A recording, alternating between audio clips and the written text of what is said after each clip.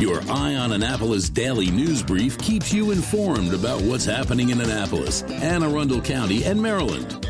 Local news, local sports, local events, local opinion, and, of course, local weather. Your Eye on Annapolis daily news brief starts now. Good morning. It's Thursday, October 5th, 2023. This is John Frenaye, and this is your Eye on Annapolis daily news brief presented by Annapolis Subaru and the SPCA of Anne Arundel County. And speaking of the SPCA, man, are you guys in for a treat on Friday's Canines and Crosstreks? 3 toy poodle pups, so adorable and looking for a forever home, but you're going to have to wait because for now, we do have a lot of news. So let's get into it, shall we? Another rabies alert in Pasadena. This time it's a fox that was found on September 30th in the 300 block of Somerset Drive. If you or your pet have come into contact with it, or if your pet has any unexplained injuries, please contact the health department at 410-222-7254. Next Tuesday, October 10th, Annapolis is coming together to help the Mireles family. 2 members of the family were killed in a hate crime in June, and the elder Mireles, Nick, left a wife and 8 children. The community is coming together to help raise funds so they can stay in their home. And to kick off this campaign, Annapolis Hope is hosting an event at the park campus of the Annapolis Maritime Museum and Park on the 10th at 5 p.m. There will be food, there will be booze, there will be a band, all for a great cause. We do have a ticket link at eyeonannapolis.net, and if you can't make it, please just consider a donation. All of the info is on our website.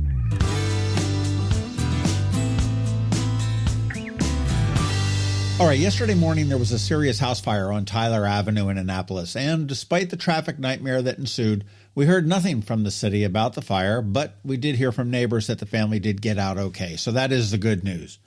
Now, about the traffic, certainly putting out the fire and making sure that everyone is safe is paramount. But once again, the city of Annapolis displayed their complete ineptness in how to handle traffic.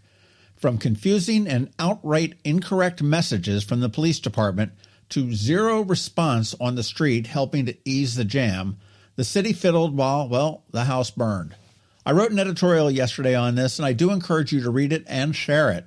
Something needs to be done because if there is a serious emergency and the Annapolis Neck Peninsula needs to be evacuated, quite frankly, we're screwed and we'll get no help from the city.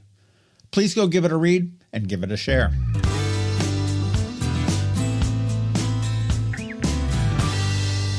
Cooler weather last weekend, hotter weather this week, cooler weather this weekend.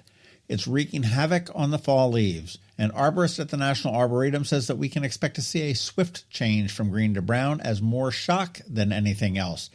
The Blue Ridge and Shenandoahs are recovering from a drought, and some are already starting to drop already. The best chance to see some color in our area is going to be toward the end of the month, but they say not to expect nearly the vividness one might expect. Bummer.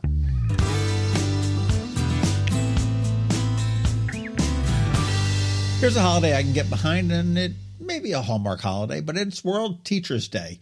And to all of our wonderful teachers here in Anne Arundel County, go to Dunkin and get a free medium hot or iced coffee. Now, Colleen Krygel from Dunkin said that they're doing it to, quote, recognize their passion and hard work. The fine print on this deal is, it's not too bad, actually. 1 per person, no purchase necessary, and the cold brew and nitro cold brew are excluded. So, Dunkin's way of saying thank you to our teachers.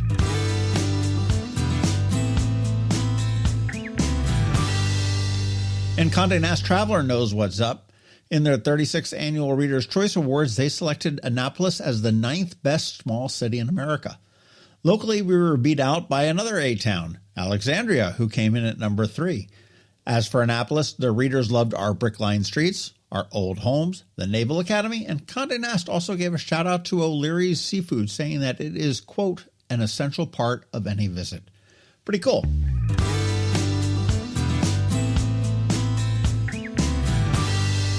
All right, that's all I've got news-wise. Podcast stuff. Up this weekend on the Local Business Spotlight, we're talking to James King from Titan Hospitality, which is opening up the new Lodge Annapolis restaurant where Smashing Grapes was. And boy, are they busy expanding. They just opened up a Blackwall Barn and Lodge in Columbia. A Smashing Grapes is headed to Columbia as well. and another Blackwall Barn and Lodge on tap for the Rotunda up in Baltimore. You want to give that one a listen? And if you're looking for a job, I did notice a whole bunch of signs around town yesterday talking about a hiring fair for the lodge. I missed the dates and the location, but the black and white signs are all over. You should be able to find one without a problem.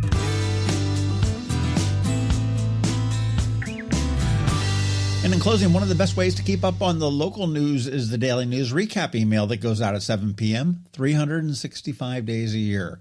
It's free and paywall free, and here is the link to sign up. And please, feel free to let your friends and colleagues know about it as well.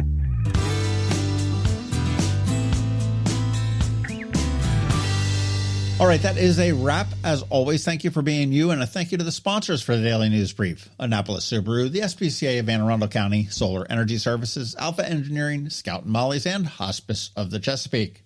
Okay, so now you just need to sit back because we have George from DCMDVA Weather with the only locally forecast weather report you will find. And back again, it is Trevor from Annapolis Makerspace with your Annapolis Makerspace Maker Minutes. All that coming right up, so hang tight. Hello, energy consumers. This is Rick Peters, president of Solar Energy Services. Have you been looking for ways to save money recently? Maybe you should consider solar energy for your home. Or are you waiting for the technology to get cheaper? If so, how long are you going to wait? Today's solar costs less than 20% of what it cost 10 years ago. But while solar prices have declined every year, so have the financial incentives. Bottom line, if you wait for cheaper solar, you're also waiting for lower incentives. Take my home, for example. My solar system was installed in 2010, and it's been paid off for almost 5 years, and I no longer have to buy any electricity for another 15 to 20 years. If I waited for cheaper solar, I'd still be paying an electric bill. At Solar Energy Services, we have thousands of satisfied customers who are sure glad they didn't wait. So what are you waiting for? Sunshine's a wasted. Call us today for a free solar design at 410-923-6090 or on the web at solarsaves.net. Sunshine, sunshine, nothing else can make me feel so fine. When you live near Annapolis, you know how fickle the weather can be. So you need a truly local forecast that's accurate and reliable. Forecast right here in Annapolis. DCMDVA weather is not just for today, but for the rest of the week and the weekend too.